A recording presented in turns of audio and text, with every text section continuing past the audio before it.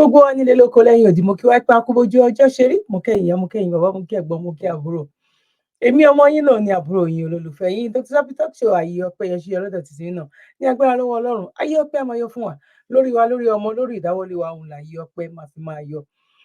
A wà ní orí ìkànnì ayé ọpẹ́ yọ ní ọjọ́ títí òní gẹ́gẹ́ bí mo ṣe ń sọ́bọ̀ wípé a ṣẹ̀ṣẹ̀ ń gbé platform eléyìí sókè ni àwọn èèyàn tí mọ̀ wípé ibi báyìí ni a wà báyìí àwa yà lónìí fún bíi 2 weeks mo dẹ̀ mọ̀ pé 2 weeks náà dá ipò tí ń kú bíi ọ̀sẹ̀ kan péré báyìí lágbára lọ́wọ́ Ọlọ́run a máa tó padà sí orí Dr. Zabby Talk Show níbi tí a ti máa ń gbé oríṣiríṣi ètò yẹ̀wò báwo la fẹ́ kúrò nínú oko ẹrú bẹ́ẹ̀ náà là ń gbé ètò míì náà yẹ̀wò ní orí ìkànnì yìí ju gbogbo ẹ̀ lọ ẹ bá wa subscribe so that anytime tá a wá gbé program wá sí orí ètò yìí ẹ lè máa rí torí àti ẹ̀mọ àrà tí YouTube gan tó ń ṣe kọ́lọ́run kó ṣàánú wa tó bá ti jẹ́ pé ẹ̀yin tí mọ̀ wá ní orí Dr. Zabby Talk Show lórí YouTube tàbí orí Facebook tara ṣàṣà type ẹ̀ síbẹ̀ ó máa gbé jáde fún yín so that ẹ bá subscribe ẹ lè máa rí notification tí a bá ṣe program. God bless you.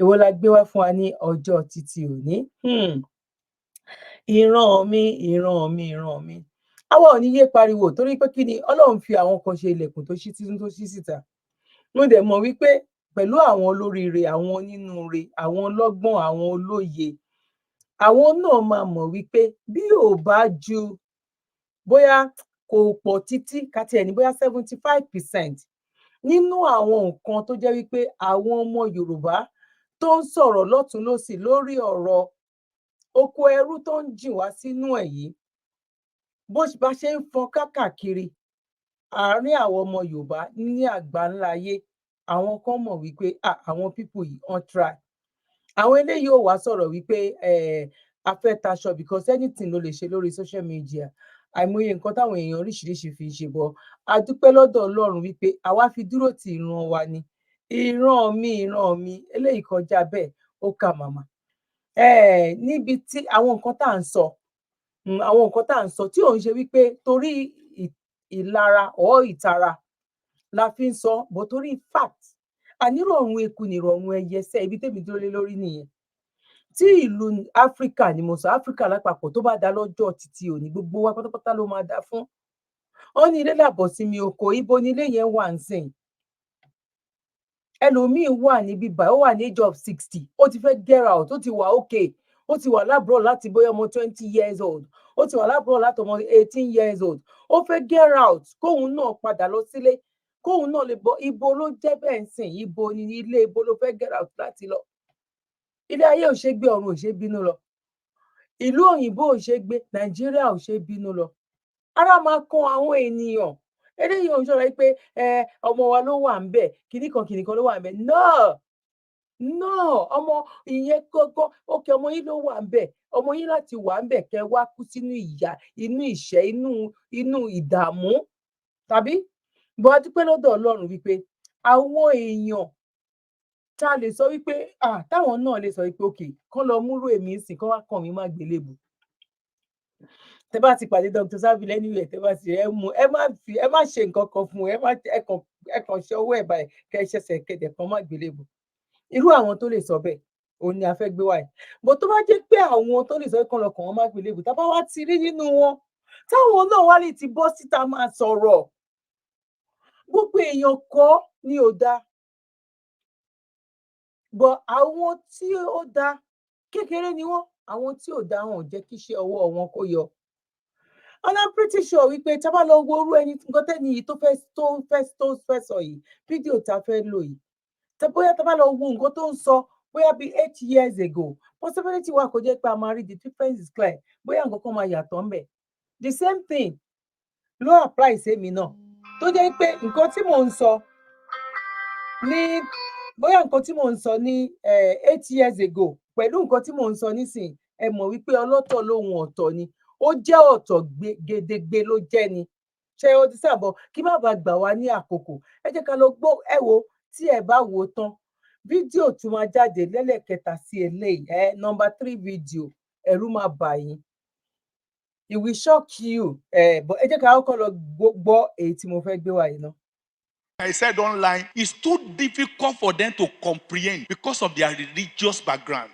It's too difficult. The truth is too heavy for them to swallow. When I say don't waste the economic hour, somebody now wrote in one of reply. He said, after all, you should let Holy Spirit guide people. And I replied, I said, since the day of our Father in the Lord, Joseph Ayobabola, Moses Ori Modade, we have been led by the Holy Spirit. I said, what is improvement in that country? All our citizens are still traveling to Europe, where they pray less. What is the essence of our prayer? And the revival that we are crying about? No job, no industry, only mega churches that we have. We are pray, no job. That shows you that prayers of the church cannot bring job. Creation of factory will bring job. No, that is a fact. But some people will say this is antichrist. No, the Europeans are brainless and they have job. Can we wake up and think? Another person said, this man don't know. He has just started church. He doesn't know that we are wrestling against principality and power. I say you are wrestling against your personal ignorance. I said the principality and power you are wrestling is your personal ignorance. And I asked him, since you have been wrestling against principalities and power, what is your achievement? Nigeria has no roads. You have to be speaking in tongues to escape accident, which is not happening in other countries. It's God for Nigeria alone. Let's wake up. Some of us think that when we are praying and we are sweating, the things that what God needs. How many of you have a living father? That your father is still alive? Me, I have. My father collected change from 90. Do you know at that age, when he has something, he still come to my house on his own. Come and give me something. Majorly, his farm produce. He will come. You just be hearing the voice at the gate. That is earthly father. Now imagine that father is a billionaire. No, just imagine if that father is a billionaire, you can imagine what he will do. And the Bible says, if you men that are evil, how much more your heavenly father? They now taught you in organized religion that you have to pray 72 hours before God can give you husband. It's deception. It's a lie. You may be praying to bring out your spirit man, but you are not influencing God. God is not influenceable. It's love.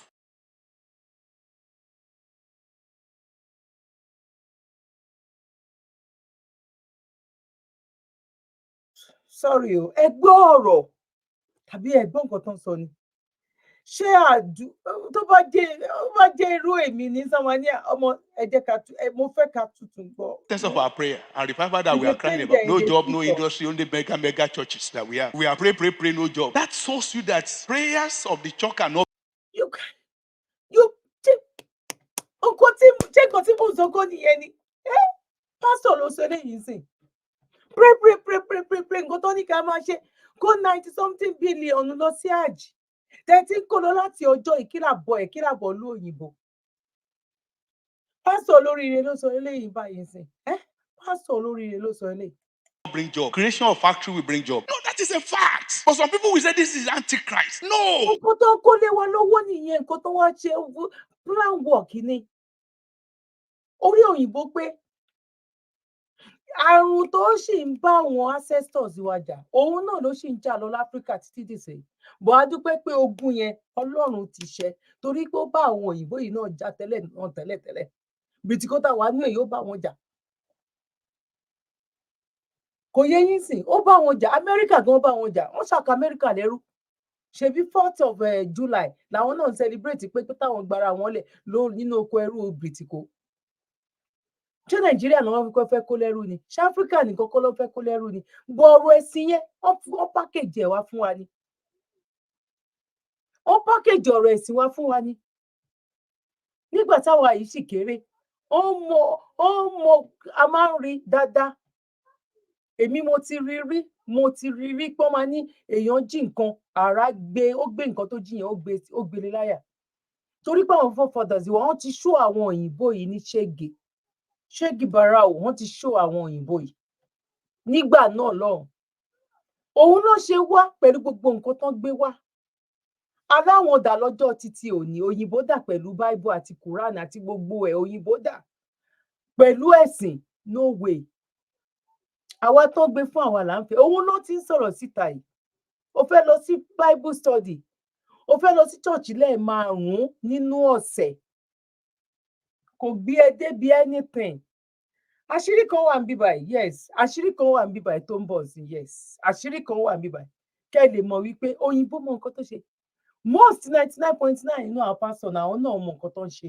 Wípé àwọn ń dààmú ọ̀tá wa ni, ìdààmú àdúgbò òun ló jẹ́. Now, ẹ jẹ́ ká sáré gbọ́ díẹ̀ sí nǹkan tí. The Europeans are brainless and they have job. Can we wake up and think? Another person said, this man don't. Brainless, ọ̀ tí ẹ pray money. ṣóyìnbó tó ṣòfin tó jẹ́ pé o ò lè dúró tì yàn kan èèyàn kò lè ṣe anything fún ẹ, kò ní fún ẹ ní nǹkan mọ́, kò lè fún ẹ ní gift mọ́ lọ́kọ́lẹ̀ ọkọ̀ béèrè lọ́wọ́ ẹlòmíì kóyìnbó fún ẹ ní gift wá sẹ pé thank God thank God thank you I thank God thank you kìnnìkan a máa wò pé are you okay? Are you okay? Ẹni thank God ṣé God yẹn ló fún ẹ ní nǹkan tàbí òun ló ń fún ẹ ní nǹkan? Thank you ǹjẹ́ thank you. Èwo ni pé thank God because gbogbo nǹkan tán kó sí wa lórí nìyẹn. Òyìnbó tó gbẹ́sìn wá fún wa àwọn gan ò fẹ́ gbọ́ sétí. Àwa tá wá ń sọ ta fẹ́ gbọ́ sétí kí ló sọ nínú ìgbésí ayé Áfíríkà ìsóréré wo gangan ló sọ. Òyìnbó mọ̀ pé Ọlọ́run wa ọ̀tọ̀ ni. Òyìnbó dẹ̀ mọ̀ pé Ọlọ́run dá pé kóun wá lo brain òun. Àní sì ń ṣe ló yẹ kóyìnbó kílé òyìnbó kó ti máa yọ iná kó máa káwọn èèyàn máa rìn kó máa rí pé òkú ń lọ lóríṣiríṣi wọn kàn ń ṣa òkú ńlẹ̀ kí ló lè fà kán ní Ọlọ́run ló ń bínú sí wọn Ọlọ́run ló ń bínú sí wọn. Ó wá jẹ́ ìlú tó jẹ́ wípé tí bá wọ ní street kan face me and face you nínú street nínú ilé odindi ẹyọ kan 2-story building ó dẹ̀ máa rí pé church mẹ́ta ló wà ńbẹ̀ ní ẹ̀gbẹ́ wọn mọ́ṣáláṣí wà ní left and right. Ilé ayé dẹ̀ sì rí bẹ́ẹ̀ yẹn ilé ayé rí bó ṣe rí tó ń bàjẹ́ sí ilé ayé rí bó tó ń bàjẹ́ sí. Oh no. No, he has just started church. He doesn't know that we are wrestling against principality and power. I say you are wrestling against your personal ignorance. I said the principality and power you are wrestling is your personal ignorance. And I asked him, since you have been wrestling against principalities and power, what is your achievement? Nigeria has no roads. You have to be speaking in tongues to escape accident. Yes. Kí ni achievement? Kí ni achievement níbi tí àwọn pásítọ̀ kan bá ti gbọ́ irú nǹkan tí mò ń sọ? Ìyìn rere tí mò ń kéde ẹ̀, tí mò ń lu aago, ẹ jí, ẹ gbọ́rọ̀ Olúwa Elédùmarè láti ẹnu Dr. Zabby gbágá mo máa ra aago gan. Mo ì máa ra aago ẹ̀jẹ̀ yín tẹ́ bá dẹ̀ ní aago méjì ní ẹ jẹ́ fún yín ládírẹ́sì kẹ́ bá mi sẹ́ǹdẹ̀ ẹ máa aago tá máa ń lù ní chọ́ọ̀chì ẹ̀ gbágá ẹ gbọ́rọ̀ Olúwa ẹ gbọ́rọ̀ Olúwa lo initiative ẹ lo ọgbọ́n orí ẹ kúrò lẹ́yìn àwọn pásítọ̀ àwọn àáfàá onírọ́ yìí àwọn babaláwo àwọn babaláriwo yìí ìgbésí ayé máa da in short ilẹ̀ gan máa súre fún wa afẹ́fẹ́ gan máa súre fún wa gbogbo àwọn tó ní ká máa ṣépè fún àwọn èèyàn tiwa àwọn ancestors tiwa tó ní tiwọn ní ká máa jọ jókòó sí every Friday a fẹ́ lọ ṣàṣàlátù fáwọn kan a fẹ́ lọ praise the Lord níbì kan tá bá débẹ̀ tán wọ́n máa ní ẹ tẹ̀sù mọ́lẹ̀ àtọjọ́ tẹ tí ń tẹ̀sù mọ́lẹ̀ kí lè rè wa àtọjọ́ ta tí tẹ èṣù mọ́lẹ̀ kí ni èrè wa kí lè rè wa òun ni pásítọ̀ yìí ń sọ àti ọjọ́ tó ti ń praise the Lord ṣóun ló ṣe ọ̀nà ẹ bá wa ṣe ètò yìí àní bí àwọn olóṣèlú bó ṣe ń ba tọ̀tà wa jẹ́ bẹ́ẹ̀ náà ni gbogbo àwọn tó pera wọn ní pásítọ̀ babaláwos imam babaláwos ó ń bọ̀ mò ń gbé bọ̀ ẹ̀rí máa jẹ́ mi nìṣó lọ mò ń gbé bọ̀ now ẹ jẹ́ ká gbọ́ díẹ̀ sí. Which is not happening in other countries. It's God for Nigeria alone. Àbí o kó wá tiẹ̀ wá jẹ́ wípé Nàìjíríà nìkan gan ni God yẹn wà fún kó wá jẹ́ wípé Nàìjíríà nìkan ni God yẹn wà fún tí God yẹn gan tóun gan ò bá ń ṣe alábòsí kò yẹ kó wá sẹ́ni tó máa là wá nínú gbogbo àgbáyé kò sẹ́ni tó yẹ kó lè stand wa ní gbogbo àgbáyé kò yẹ kí a tún máa rí ọmọ Nàìjíríà ó yẹ kó dàbí ọmọ Saudi Arabia ni tó jẹ́ pé jáde ọmọ Saudi Arabia mélòó ló pàdé nínú ibi iṣẹ́ ẹ̀ ó yẹ kó dàbí ọmọ Iran ni níbi tó jẹ́ wípé ọrọ̀ ajé wọn ó tó wọn wọ́n dẹ̀ manage ẹ̀ wọ́n dẹ̀ ń ṣe nọ́mà àwọn òṣèṣàlátù bí ẹni máa kú o wọ́n ṣe nọ́mà àwọn kírun oníkálukú gba business ẹ̀ lọ àwọn ń bá ìlú oríṣiríṣi dòwò pọ̀ ẹ jẹ́ ká continue. Let's wake up. Some of us think that when we are praying and we are sweating, the things that what God needs. How many of you have a living father? That your father is still alive? Me, I have. My father collected change from 90. Do you know at that age, when he has something, he still come to my house on his own. Come and give me something. Majorly, his farm produce. He will come. You just be hearing the voice at the gate. that is earthly father. Now imagine that father is a billionaire. No, just imagine if that father is a billionaire, you can imagine what he will do. And the Bible says, if you men that are evil, how much more your heavenly Father? They now taught you in organized religion that you have to pray 72 hours before God can give you husband. It's deception. It's a lie. You may be praying to bring out your spirit man, but you are not influencing God. God is not influenceable. It's love.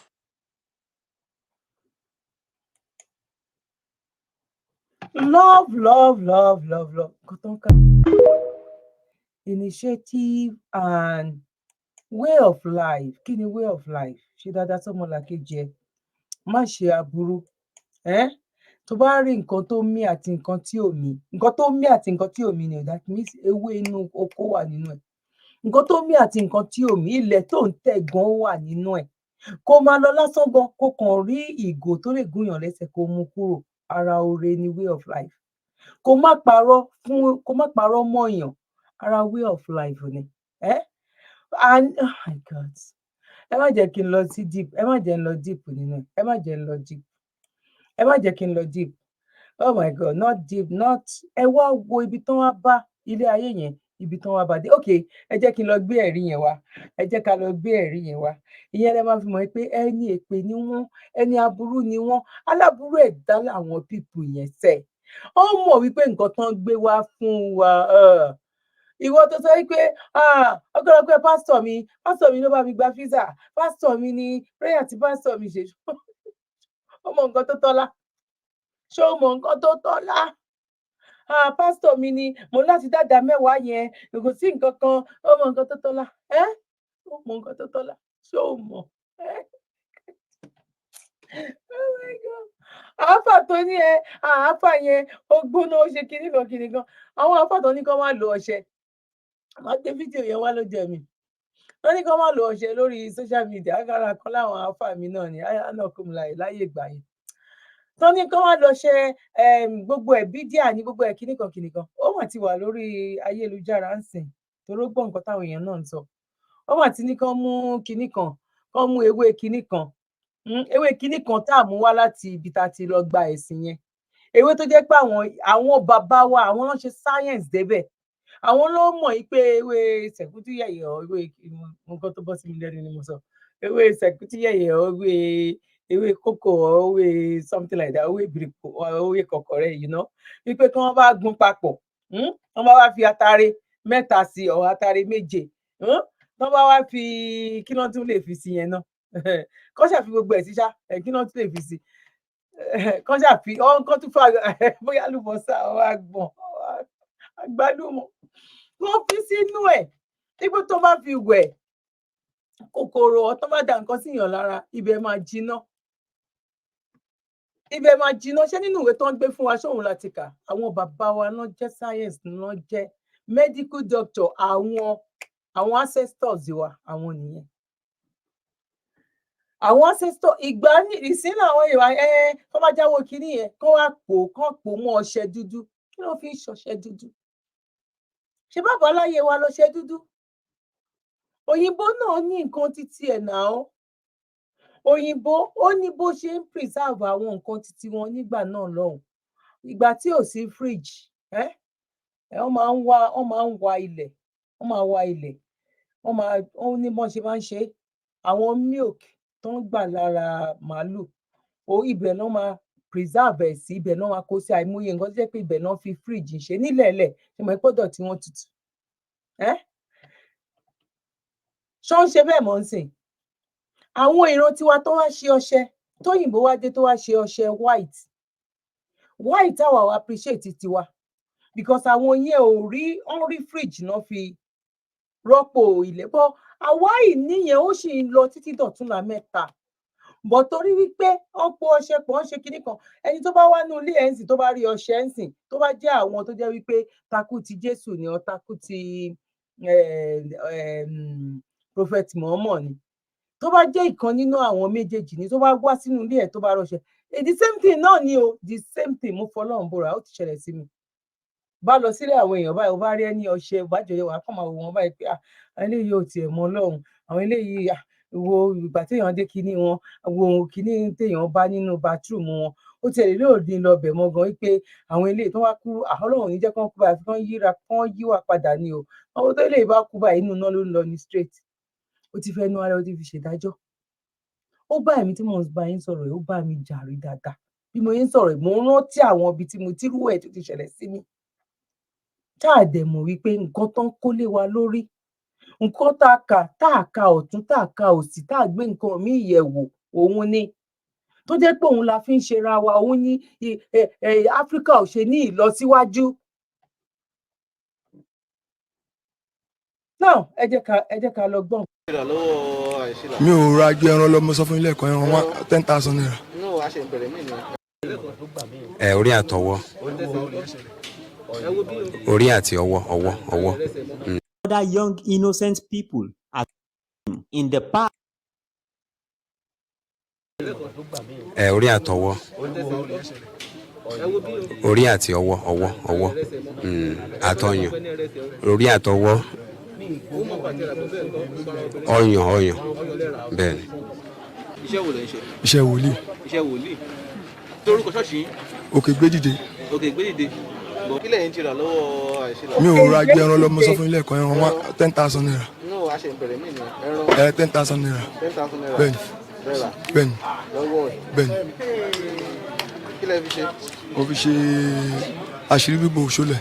Àṣírí bíbò òṣòlẹ̀. Peter Olúwa ló lè ṣe. Peter Olúwa ló lè ṣe. Peter 48 years. Bẹ́ẹ̀ni. KNS. Bẹ́ẹ̀ni. God has done it. Done it. Mistake mi ìlú rárá rí. Mi ìlú. Òkè Gbédìde. Òkè Gbédìde. Òkè Gbédìde. Òkè wo lẹ ń Gbédìde? Òkè wo lẹ ń Gbédìde nínú ìjọ yín? Ẹ sọ̀rọ̀ sókè. Gbókè kankan dìde. Gbókè kankan dìde. Bẹ́ẹ̀ni. Ẹ̀kọ́ lórúkọ Ọlọ́run ẹ fi tú àwọn èèyàn jẹ. Ẹ ń lórúkọ Ọlọ́run ẹ fi tú àwọn èèyàn jẹ. Àwọn nǹkan gbogbo nǹkan tá a bá níwájú yín lẹ́kọ̀ọ́ tí wọ́n kó síwájú yín bá ta ló ní àwọn iṣẹ́ wo lẹ fi ṣe? Èmi ni mò ń lò fún ara mi. Ẹ mú kinní kan dání lẹ́kọ̀ọ́, kinní yẹn kílẹ̀ fi yẹn ṣe. Wọ́n fi ń béèrè nǹkan ni. Ẹ fi ń béèrè. Kí ló tẹ̀lé béèrè lọ́wọ́ Ọlọ́run tẹ́ pé nǹkan yẹn lẹ fi ń béèrè lọ́wọ́ lẹ fi ń béèrè ọ̀nà? Tọ́nà yín dí ni. Ẹgbẹ́ kíni ẹsẹ̀ ń lọ wojú kámẹ́rà. Tọ́nà yín dí ni. Kò di Ọlọ́run jẹ́ kó dí. Tọ́yọ̀ ẹ̀ máa mọ̀ pé Ọlọ́run jẹ́ kó dí. Kí ló tẹ̀ ṣe ń lo nǹkan míì láti máa fi ṣiṣẹ́ fọ́lọ́run pé ẹ fi ń béèrè ọ̀nà? Láti pé iṣẹ́ tẹ̀ ń ṣe ẹ̀kọ́ forúkọ Ọlọ́run fojú ni iṣẹ́ burúkú lẹ̀ ń ṣe. Iṣẹ́ burúkú lẹ̀ ń ṣe àbí? Ẹ kàn fi kinní yẹn ẹ kàn fi bojú ni àbí? Ẹ fi bojú, ẹ fi orúkọ Ọlọ́run ẹ fi bojú. Níbo ni ṣọ́ọ̀ṣì yín wà? Jẹ̀gún. Ìjẹ̀gún níbo? Ìjẹ̀gún náà ló wà. Níbo ní Jẹ̀gún? Ní ọ̀nà Jẹ̀gún. Níbo ní Jẹ̀gún wà? Èkó. Níbo l'Ékòó? Èkó ní Jẹ̀gún wà. Níbo kí lorúkọ ṣé kò ládùúgbò nẹ? Ìkọ̀tún. Nǹkan tí mo béèrè lọ́wọ́ yín nìyẹn. Ìkọ̀tún àbí? Bẹ́ẹ̀ni. Ẹ bá ti ní ọmọ ìjọ tó pọ̀ gan-an. Ẹ̀rọ mi ò lọ́mọ ìjọ. Mi ò lọ́mọ ìjọ. Lọ́mọ ìjọ mélòó ló wà ní ṣọ́ọ̀ṣì yín? Ọlọ́run pè tọ́lọ́run bá pè yín àwọn ọmọ ìjọ máa pọ̀ ṣọ́ọ̀ṣì yín.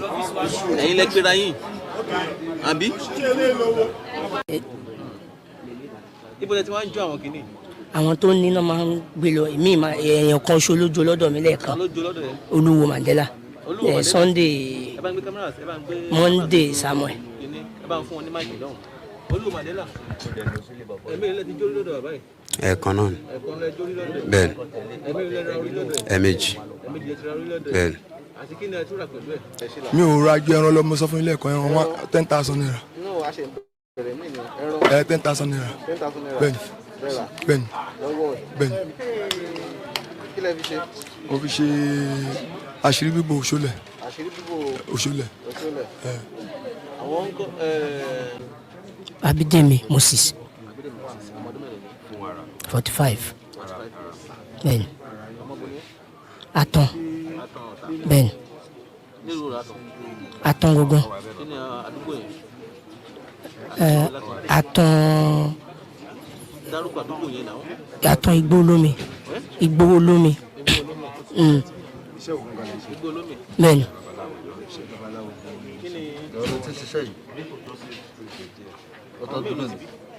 Mẹ́ta. Bíi 9, 7, 5. Ẹyọ kan. Ó wà. Ó wà.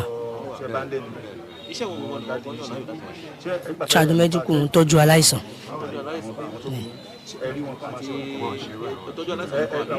Bẹ́ẹ̀ni. Aláìsàn lèmi máa ń tọ́jú. Aláìsàn lèmi máa ń tọ́jú. So àwọn tí wọ́n máa ń ṣe iṣẹ́ ọṣẹ oṣó tó ń jẹ́ bíi aláwo, àwọn ni wọ́n bẹ̀ mí. Ṣé rí àwọn gbẹ́kúdè? Ṣé ẹ jẹ́ ká padà, ẹ jẹ́ ká wá lọ sọ̀rọ̀ lé lórí báyìí. Ẹ jẹ́ ká lọ sọ̀rọ̀ lé lórí. Covered in the herbalist shrine. 1,000 naira. No, a ṣe ìbẹ̀rẹ̀ mí ni ẹran 10,000 naira. 10,000 naira. Bẹ́ẹ̀ni. Bẹ́ẹ̀ra Bẹ́ẹ̀ni. lọ́wọ́ ẹ̀. Bẹ́ẹ̀ni. Kí lẹ fi ṣe? Mo fi ṣe àṣírí bíbò òṣòlẹ̀. Àṣírí bíbò Òṣòlẹ̀. òṣòlẹ̀. Peter Olúwa ló lè ṣe. Peter Olúwa ló. Ṣé rí àwọn méjèèjì yẹn pásítọ̀ ni wọ́n o. Pásítọ̀ ni àwọn. Èmi kọ́ mo sọ, èmi ṣàkọ́ mo sọ, àjọ ń fojú rí ni. Peter Olúwa ló lè ṣe, because wọ́n mọ̀ wípé orúkọ yẹn ó easy láti parọ́ mọ́. Nǹkan tí àwọn tó jẹ́ olórí, àwọn tó ń pera wọn ní governor, president, kò sí nǹkan tán lè fi ṣe swearing fún wọn. Tán ní kán ṣe swearing, irọ́ ló ń jẹ́ bẹ́ẹ̀, tó rán mọ̀ wípé mi ò lè mí àwọn tó ń gbé wá gan pàápàá gan mọ̀ wípé àwọn gangan ní Ọlọ́run àgbáyé. Gbogbo bọ́n ṣe lọ bọ̀dọ̀ Saddam Hussein jẹ́, gbogbo bọ́n ṣe lọ ń pa àwọn èèyàn káàkiri, ó yẹ káyé wọn kó ti fàya ni.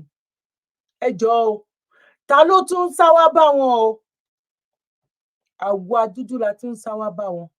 Àwọn oníṣẹ́ ibi, àwọn ẹni ìkórìíra nìyẹn o. Nínú ìwé mímọ́ tán láwọn pé wá o, gbogbo ìwà tán ń wù yẹn Ọlọ́run condemn ẹ̀ nínú ìwé yẹn o, nínú ìwé tiwọn.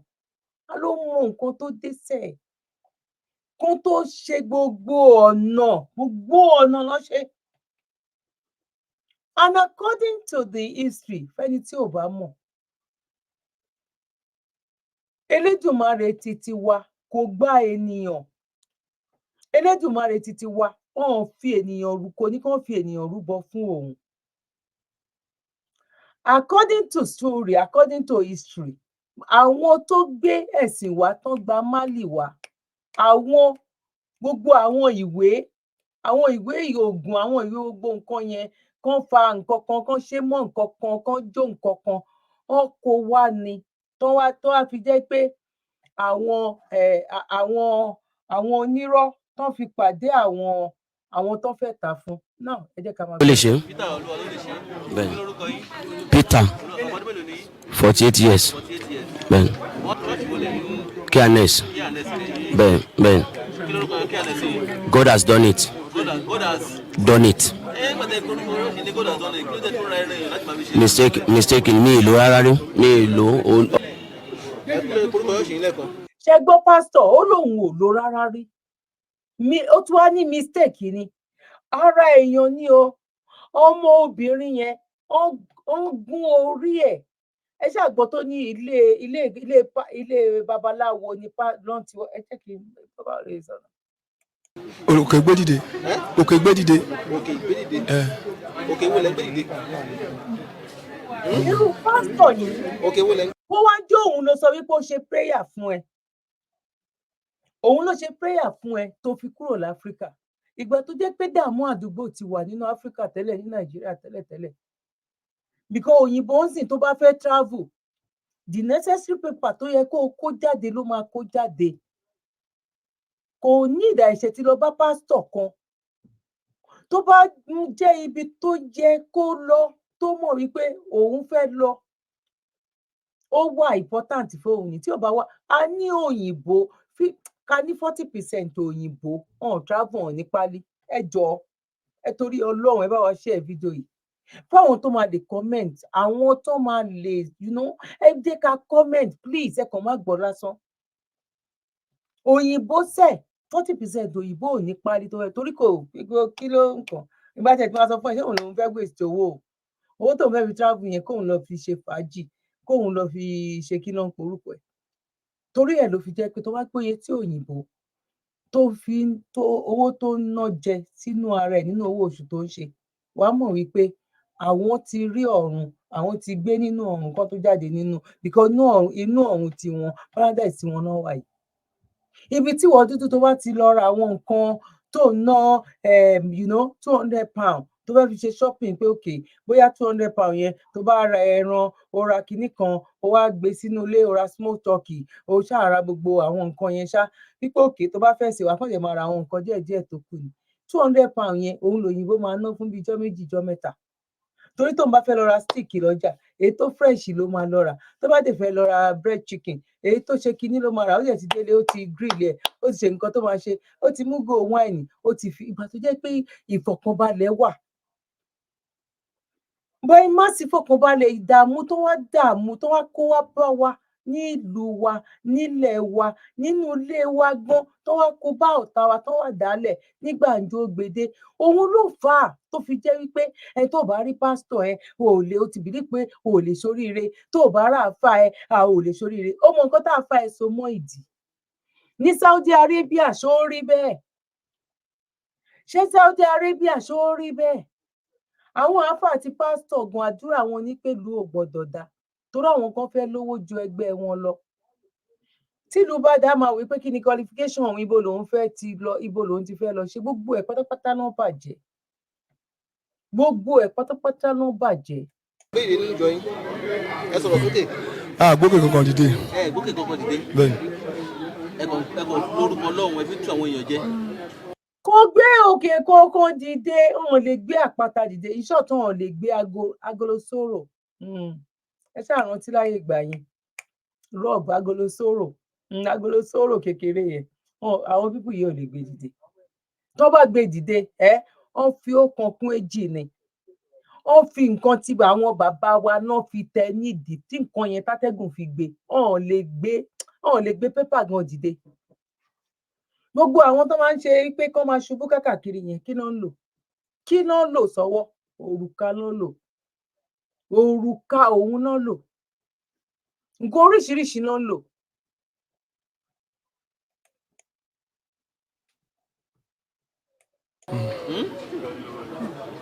Ẹ ń lo orúkọ Ọlọ́run ẹ fi tú àwọn èèyàn jẹ. Àwọn gbogbo nǹkan tá a bá níwájú yín lẹ́kọ̀ọ́ tí wọ́n kó síwájú yín bá òkúta ló ní àwọn iṣẹ́ wo lẹ fi ṣe. Èmi ni mò ń lò fún ara mi. Ẹ mú kinní kan dání lẹ́kọ̀ọ́, kinní yẹn kílẹ̀ bí yẹn ṣe. Wọ́n fi ń béèrè nǹkan ni. Ẹ fi ń béèrè, kí ló tẹ̀lé béèrè lọ́wọ́ Ọlọ́run tẹ́ pé. Ṣé rí pásítọ̀ ní nǹkan tó fi ń béèrè nǹkan nínú ilé? Oh my God! Oh my God! Pásítọ̀ ní nǹkan tó fi ń béèrè nǹkan nínú ilé. Àwọn tó ní bàbá ti bí, àwọn náà ní ilé òòṣà, wọ́n ní ilé kìíní kan tán wọ́n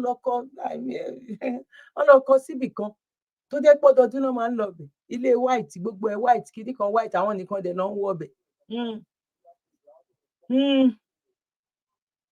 Wọ́n wá dẹ̀ dání lórúkọ Jésù ni. Cup of tea, èmi àti Ọlọ́run la jọ mu cup of tea, òun lélẹ̀.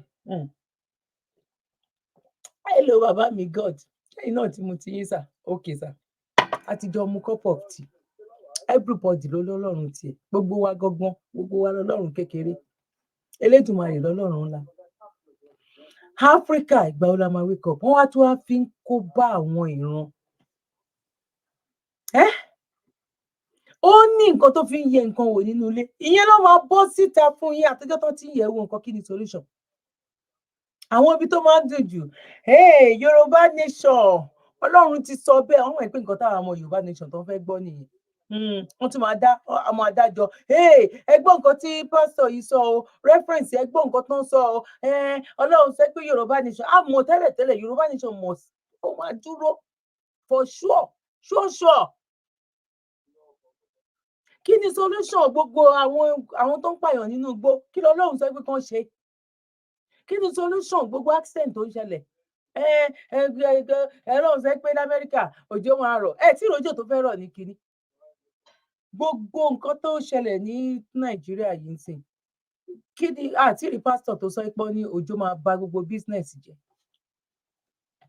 ọ lọ ń yẹ̀ wò ní àwọn náà lọ ń gbé kí ló máa ń gbé ṣanlẹ̀ ọ lọ gbé rúmọ ẹ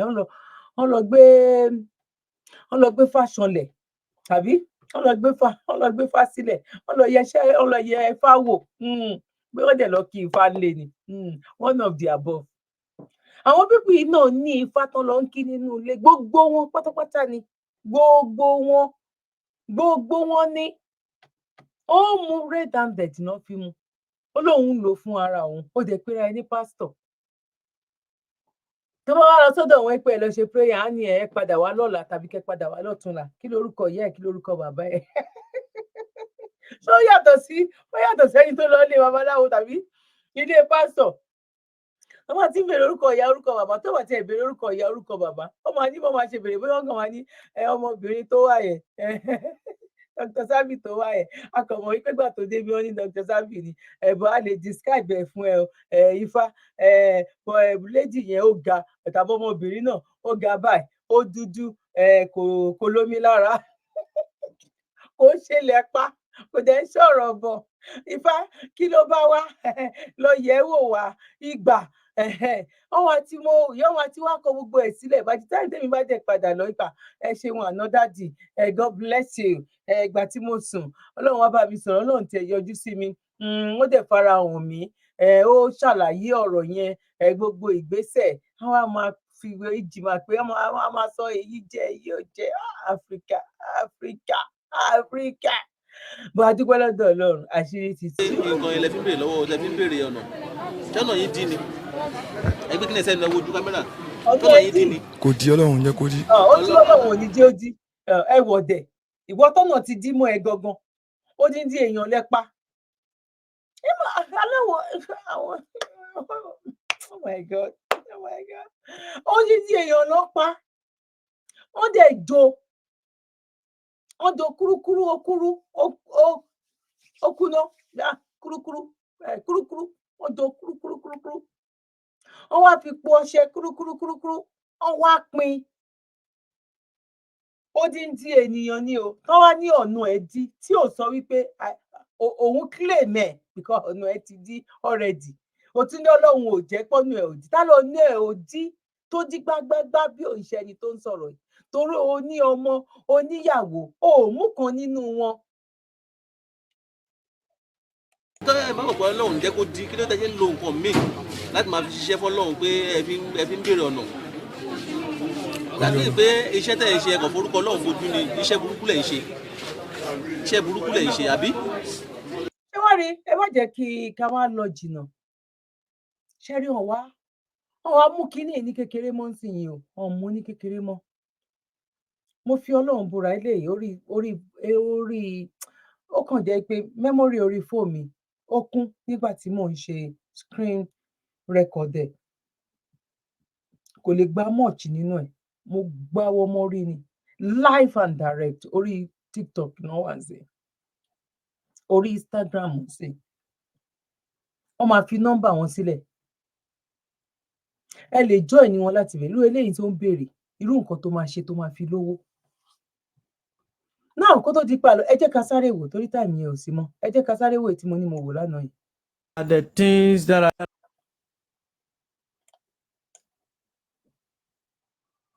I use to do my work or what? Yeah. Probably these are the things that I.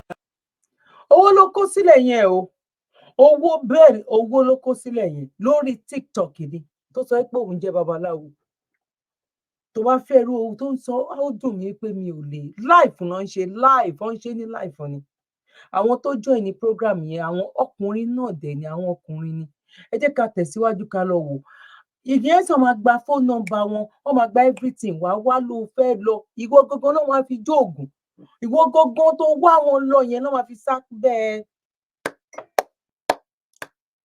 kí ló máa ń pe kinní yẹn náà apẹ tán fẹ́ fi jó ògùn yẹn ìwọ gangan tó wá wọn lọ torí ẹlẹ́dàá ẹ̀ máa jẹ́ kó rí bẹ́ẹ̀ torí pé ó possible kó jẹ́ ẹlẹ́dàá èèyàn kan náà máa ní kó lọ wá kán fi ṣe nǹkan tán fẹ́ ṣe yẹn.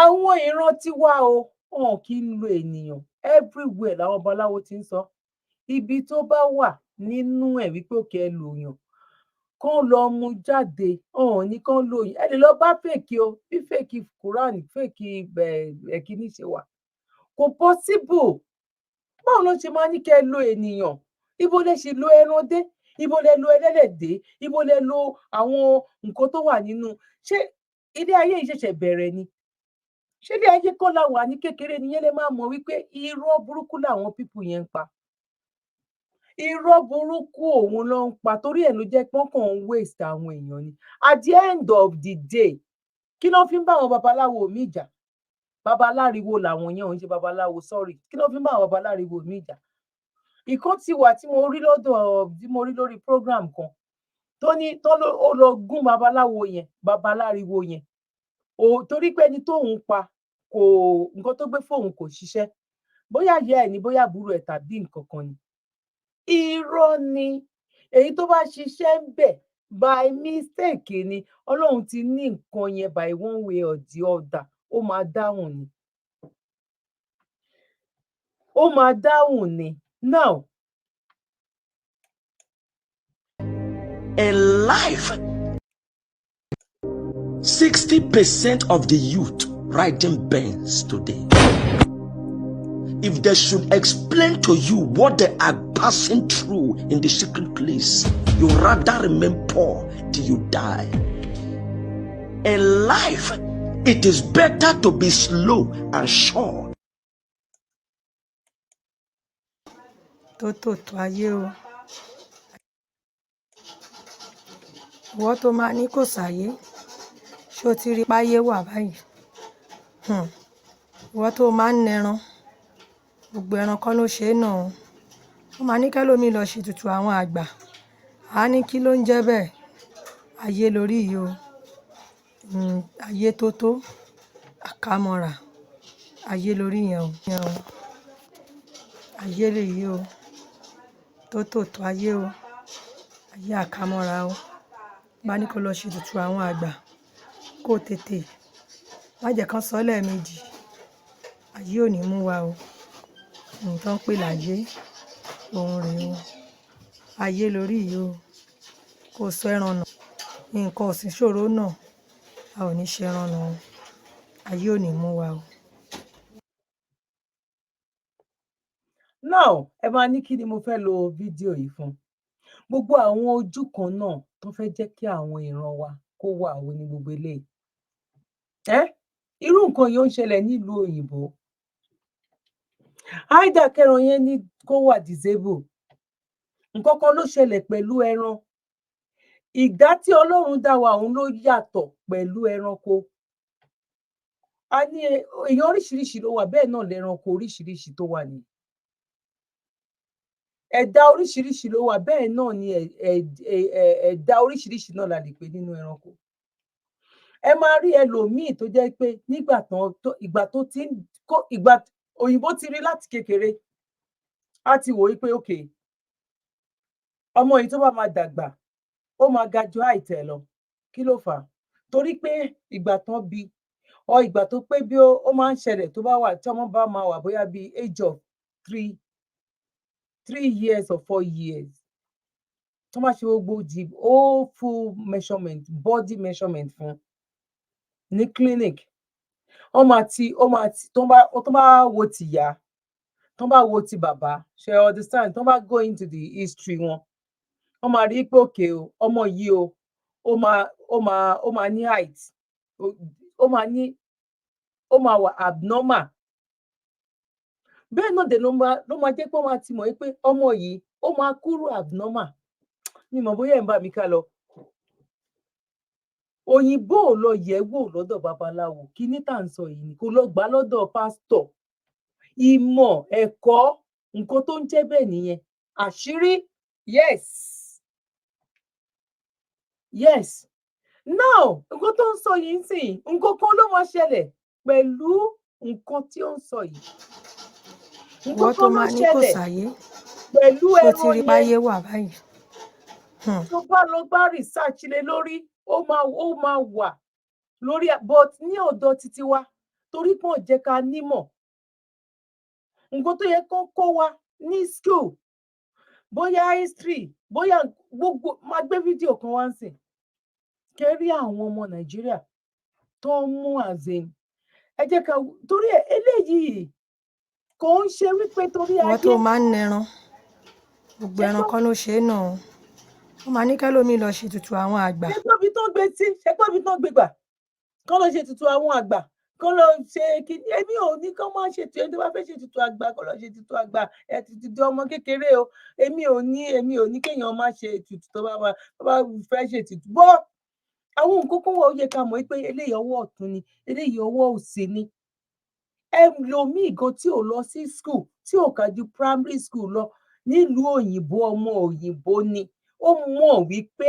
nǹkan eléyìí ò ń sọ̀rọ̀ wípé bóyá àbàmì tó bá lọ sí àwọn ibi tán ti ń sin ẹran tó bá lọ ṣe interview nílùú òyìnbó mo ń sọ mi sọ Nàìjíríà o mi sọ Áfíríkà o tó bá wá jẹ́ ẹran àbàmì ni ṣáwọn tó ń sìn yìí lè máa sìn ṣérú àwọn tó ń sìn yìí ṣé wọ́n lè máa sìn ṣé àwọn ní rẹ́dì láti irú àwọn eléyìí ń sìn torí pé ó jẹ́ gbèríko kan ni àwọn pásítọ̀ kan ń sìn wọn wá gbàbẹ̀ wọlé sí wọn lára wọ́n lè ní kẹ́ máa sá fáwọn tó ń sìn yẹn gan o àbàmì ní nǹkan tó ń sìn o díìsì náà ń sìn o torí pé wọ́n ti fi dúdú yẹn wọ́n ṣàfihàn bò wá pa ní ìlú tó bá kéré jù nílùú òyìnbó kò lè ṣe kó má ní standard school tó kéré jù standard school tí Nàìjíríà ní tó kéré wípé ó nice bàjẹ́ kò horrible èyí tó nice tó wà standard yes o lè bá ọmọ 150 ń bẹ̀ bọ́ tíṣà ẹyọ kan ló máa kọ́ wọn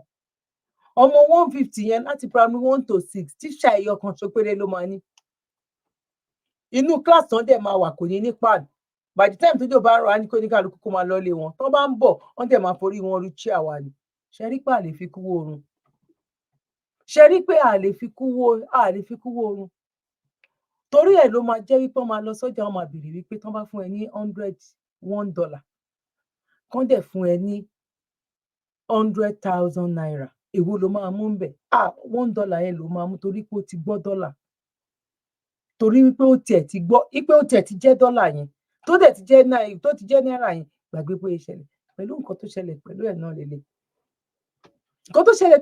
lélẹ̀ náà ẹ jẹ́ ká sáré tẹ̀síwájú. Instances are choosing to leave the country legally or illegally. The term Japa originated from Yoruba language, one of the major languages spoken in Nigeria. In Yoruba, Japa loosely translates to run away or escape.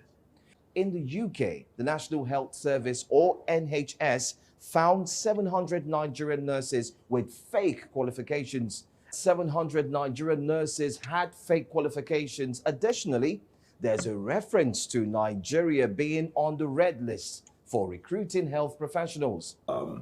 700 Nigerian nurses and midwives in the UK have fake qualification due to someone standing in for the exams for them. They obtained their result fraudulently. Wow. The nurses were not qualified. Oh, this is another form of corruption in Nigeria, and we have reached a conclusion on how bad our education system has become over the years. Sherry, NHS kò ń ṣe NHS nìkan most ìlú òyìnbó ń sìn ní kò sí pálí tó lè máa gbé bọ̀ láti Africa, especially ní Nàìjíríà tó bá ń bọ̀ láti Nàìjíríà àìmọye tó jẹ́ pé doctor degree ló ní nígbà tó kúrò ní Nàìjíríà sí nígbà tó dé bíbá yìí gan kò lè stand nurse gan débi pé ó fẹ́ ṣe doctor degree lọ́hùn yẹn most because nǹkan tó yẹ kíjọba kan mójútó wọ́n máa fowó rẹ̀ exam, wọ́n máa fowó ṣe exam, wọ́n máa fowó sit, wọ́n máa fowó ṣe kíní kan jìnnà. Tó bá tún fẹ́ wá abroad náà, èèyàn kan ló máa bá wọn lọ ṣe. Tó bá ló fẹ́ ṣe English and maths, èèyàn kan ló fẹ́ bá wọn lọ ṣe kíní kan. Tó bá dé bí. Àwa dẹ̀ la sin Ọlọ́run jù, àwa la parọ́ burúkú jù. Irọ́ tó ń yọ orúkú, tó máa ń yọ orúkú lókè báyìí. Àwa tá la sin Ọlọ́run yẹn, àwa la pa jù. Torí pé àwọn pásítọ̀ gan, tó láwọn ń gbé ọwọ́ lé wọn lórí gan pàápàá gan. Onírọ́ ayé àtọ̀run ni wọ́n, bàṣẹ̀jẹ́ ni wọ́n, ẹni ibi ni wọ́n. Àwọn èèyàn tó ń pera wọn ní pásítọ̀ àti máàmù àti àwọn babaláriwo gan, àwọn gógó lẹ́ni Sátánì, àwọn gógó lẹ́ni ibi. Nínú ọ̀rọ̀ jápa tó ń sọ yẹn ṣàìmọye 80% wà nínú ìlú yìí tó jẹ́ pé wọ́n ń sá káàkiri, tó jẹ́ pé wọ́n lè sùn, wọ́n lè wo, tó jẹ́ pé inú ìbànújẹ́ ayérayé náà wà. Wọ́n ti ta lé, wọ́n ti ta ọ̀nà kan tó kúrò. Àwọn pásítọ̀ tó ń lọ sọ pé ọ̀nà da, a máa ṣe prayer, a máa ṣe kinní kan tó jẹ́ pé àwọn gan lọ wò ó ní èyí jẹ́ èyí ò jẹ́, àwọn gan ní bọ́n ṣe ń wòràwọ̀ nínú ilé wọn. Nǹkan táwọn gan máa jẹ òun ni òjò ń gbẹ, bó ló ti wá. Báwo la fẹ́ ṣe? Ẹ jẹ́ ká sáré gbọ́ ilé ìka tó. Àtọ̀ obìnrin, nǹkan àkọ́kọ́ tí Islam fẹ́ kó ṣe fọ́kọ rẹ̀ ó ní àtọ̀ fil ma'ruf, kó tẹ̀lé àṣẹ ọkọ rẹ̀ níbi gbogbo ntọ́kọ bá pa láṣẹ. Obìnrin ò gbọ́dọ̀ kọ̀ àṣẹ ọkọ, kò gbọ́dọ̀ kọ̀ àṣẹ ọkọ rẹ̀. Kódà níbi tí Ànábì wa Muhammad falede, ọba débi wípé ma addat imra'atun haqqa rabbiha, obìnrin kan ò lè tí ì páàsì wájú Ọlọ́run kó lóun ti kírun, kó wá rí ládàrún gbà, kó lóun gbàwẹ̀, kó gba ládàwẹ̀. Ọlọ́run ní fún ní ẹ̀san tó ṣe, kò ní rí ìgbà, kò ní jèrè rẹ̀. Hatta tu'addiya haqqa zawjiha, ó dìgbà tó bá tó páàsì lọ́dọ̀ ọkọ rẹ̀. Tóbìnrin bá fẹ́ẹ̀lì lọ́dọ̀ ọkọ rẹ̀, ó ti fẹ́ẹ̀lì lọ́dọ̀ Ọlọ́run. Kódà bó sin lọ́run jù bẹ́ẹ̀ lọ, yóò jìyà, yóò kàbùkù, yóò tẹ́.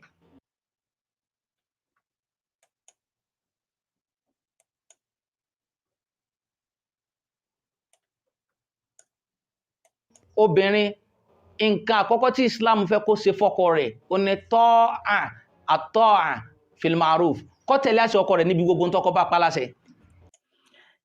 Imagine Saudi Arabia, Saudi bèrè lọ́wọ́ àwọn sisters wa tó ń ṣiṣẹ́ ní Saudi Arabia. Ìdajì Saudi Arabia ó ń tẹ̀lé àṣẹ nǹkan tíyàwó ẹ̀ tó bá sọ ni. Nǹkan tíyàwó wọn bá fẹ́ òun náà ń ṣe fún wọn.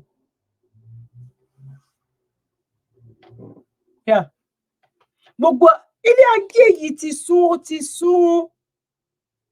ó ti sún way of life. Obìnrin gan ò sí níbi tó fi obìnrin sí nígbà ayé Ànábì. Obìnrin kò sí ní level yẹn mọ́ níbi tó fi obìnrin sí nígbà ayé Ànábì. Obìnrin ò sí ní level yẹn mọ́ níbi tí ó fi obìnrin sí nígbà ayé Jesus Christ. Obìnrin ò sí ní ayé ìgbà yẹn mọ́ níbi tí Ọ̀rúnmìlà tó nígbà ayé Ọ̀rúnmìlà gan. Àwọn Hindu gan, obìnrin ò sí níbẹ̀ mọ́. What are we talking about?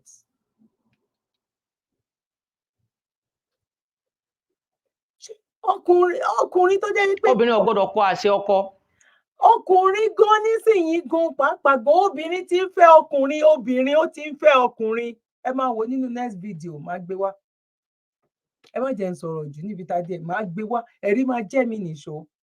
Máa gbé wá. Program ọ̀tọ̀ ni. Ìyẹn lè máa fi mọ̀ pé gbogbo àwọn nǹkan yìí ẹ jẹ́ ká adjust nínú gbogbo kíní yìí ò ran Áfíríkà mọ́. Obìnrin, ọkùnrin mélòó gan ló ń ṣiṣẹ́ láfíríkà nsìn? Ọkùnrin mélòó ló ń ṣiṣẹ́ láfíríkà? Tẹ fẹ́ fi ìgbésí ayé 14,000 years ago máa wésìn. Àwọn òyìnbó, oh my God, eléyìí ò ń sọ̀rọ̀ yìí pé bóyá kéèyàn máa láti pọ́nra wa lé, láti respect ara wa, láti appreciate ara wa. But ọkùnrin nǹkan tó fà á nìyẹn tó fi jẹ́ wípé ó ń abuse ọ̀pọ̀lọpọ̀ obìnrin, 90% obìnrin láfíríkà, irú àwọn nǹkan báyìí. Obìnrin ló máa lọ sí shop, òun ló máa dáná, òun ló máa sanwó ilé, òun ló máa sanwó school àwọn ọmọ torí pé ọkọ ò níṣẹ́ lọ́wọ́ mọ́. obìnrin yẹn ló máa túraṣọ sọ́rùn ọkọ, obìnrin yẹn ló tún máa bàṣírí pé káṣírí má bàa tú, obìnrin yẹn náà lẹ tún fẹ́ fẹ́yàwó lé torí wípé ẹ máa sọ wípé ẹ̀sìn kan ló sọ bẹ́ẹ̀, wọ́n ò realize wípé agbára ẹ̀ ò ká, obìnrin yẹn láti listen, tí ò bá listen kò lè rọrùn wọ̀, Ọlọ́run ò lè gbàdúrà ẹ̀. Ẹ jẹ́ ká stop ṣe bẹ́ẹ̀, ẹ jẹ́ ká yí gbogbo kìíní, ẹ jẹ́ ká máa twist àwọn nǹkan kan nínú ẹ̀, ká máa yí padà kó lè bá tayé mu. Náà mo kí gbogbo wa lẹ́ẹ̀kan sí pa kó jẹ́ ọjọ́ ṣe rí, èmi ọmọ yín àbúrò yín olólùfẹ́ yín Dr. Savitore Show, àyè ọpẹ́ yọ sí ọlọ́dọ̀ títí yín náà ní agbára lọ́wọ́ Ọlọ́run. Ayé ọpẹ́ máa yọ fún wa lórí ọmọ, lórí ìdáwọ́lé wa. Ẹ̀yin tó bá jẹ́ nígbà àkọ́kọ́ tẹ́ ṣe alábàápàdé ètò wa, ẹ bá wa subscribe, ẹ bá wa like, ẹ bá wa fi comment sílẹ̀ ńbẹ̀. Etí ń bá sọ tó bá kù díẹ̀ káàtó, mo bẹ̀ yín ẹ ṣàforíjì fún mi. Ọmọ kékeré ni mí, èèyàn òde mẹ́kọ́ jẹ́ kó máa rà lọ́wọ́. Tí n bá padà dà mo tọrọ àforíjì níwájú ẹ̀yin ìyá mi, ẹ̀yin àti bàbá mi tí màá ní mò ń pè wọ́n ní iwájú wọn. Ẹ jẹ́ ká lọ sí ìpolówó. God bless you. Ẹ má gbàgbé láti bá wa share, láti bá wa like, láti bá wa subscribe.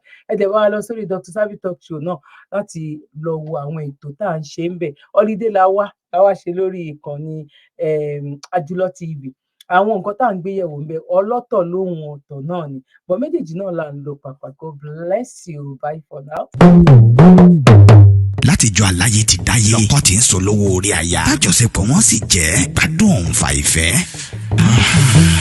Tírí ìgbádùn lọ́kọláya bá ti ń bọ́ ságídé kásáyàn òfàǹfẹ́ láàrin wọn dòní yọ̀bẹ̀kẹ́. Tọkọ ò lè gòkè lọ́wọ́ déré, tọkọ wa ń ṣe súkẹ́súkẹ́ lórí aya. Orísun ló yẹ ká padà sí, ká tọ́jú ara wa pẹ̀lú S2 Herbal Bitters. Sátẹ̀kan lẹ̀ gbọ̀ngbọ̀ngbọ̀n ká kó lẹ́gbẹ́ àwọn tí ń bẹ̀bẹ̀ fàyà lórí ibùsùn. S2 Herbal Bitters 100% herbal tí ò lọ́tí kankan nínú, pẹ̀lú oúnjẹ NAFDAC. S2 Herbal Bitters, ilé-iṣẹ́ S2 Ultimate Holistic Spiritual Herbal Remedy International Limited ló ṣe 002 Park Street First Avance Junction Ọ̀lẹ́yọ̀ Ìbàdàn Ọ̀yọ́ State. Ó wà lọ́pọ̀ yanturu ní 1825 Olúyọ̀lé Shopping Complex New Garage Ìbàdàn. Ẹ ti lè rí rà ní Lasorat Royal Plaza Asunlẹ̀ Junction off Akala Express Ìbàdàn Ọ̀yọ́ State. Fún ẹ̀kúnrẹ́rẹ́ àlàyé síwájú sí tàbí tẹ̀yin gan bá fẹ́ jẹ́ alágbàtà fún wa, ẹ pè tàbí ká WhatsApp wa lórí +234 704 079 0153 tàbí ká kàn sí +234 806 400 0204. Bákan náà ni ẹ lè kàn sí abroad line wa lórí +353 894 982 845. Ẹ mọ́ gbàgbé wípé ìlera lóògùn ọrọ̀.